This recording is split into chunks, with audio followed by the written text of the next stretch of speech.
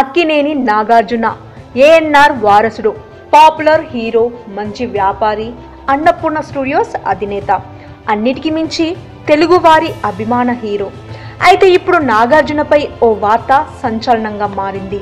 అదేంటంటే నాగార్జున ఏపీలో ప్రతిపక్షంలో ఉన్న వైసీపీ పార్టీలో చేరబోతున్నారట. ఇప్పుడు ఈ విషయం వైరల్గా మారింది.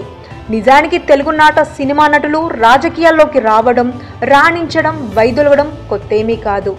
నిజానికి నాగార్జునకు జగన్ తండ్రి వైఎస్ రాజశేఖర్ రెడ్డితో మంచి అనుబంధం ఉంది. ఆ బంధంతోనే గతంలో నాగార్జున కాంగ్రెస్ పార్టీకి దగ్గరగా మెదులుతూ వచ్చారు. ఒక దశలో నాగార్జున కాంగ్రెస్ పథకాలకు ఫ్రీగా ప్రచారం కూడా చేశారు. నాగార్జున చేసే వ్యాపార కార్యకలాపాలకు రాజశేఖర్ రెడ్డి ఏనాడు అడ్డుపడలేదు. అయితే వైఎస్ మరణించడం, తదనంతర పరిణామాలతో నాగార్జున ఏ పార్టీకి మద్దతు ఇవ్వకుండా తటస్థంగా ఉంటూ వస్తున్నారు. మళ్ళీ ఇప్పుడు నాగార్జున వైసీపీలో చేరబోతున్నారనే ప్రచారం జోరుగా సాగుతుంది.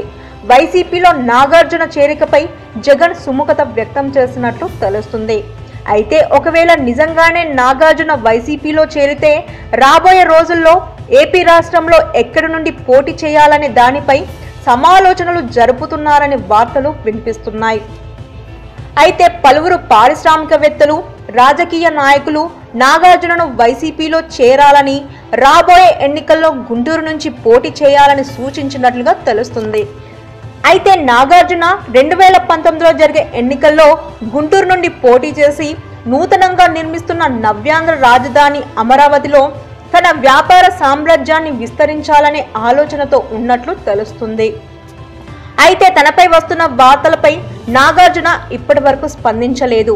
ఒకవేళ నాగార్జున గనుక వైసీపీలో చేరితే ఇప్పటికే వలసలతో బలపడుతున్న వైసీపీ పార్టీకి మరింత బలం చేకూరినట్టేనని చెప్తున్నారు రాజకీయ విశ్లేషకులు. For more interesting updates, please subscribe to our channel.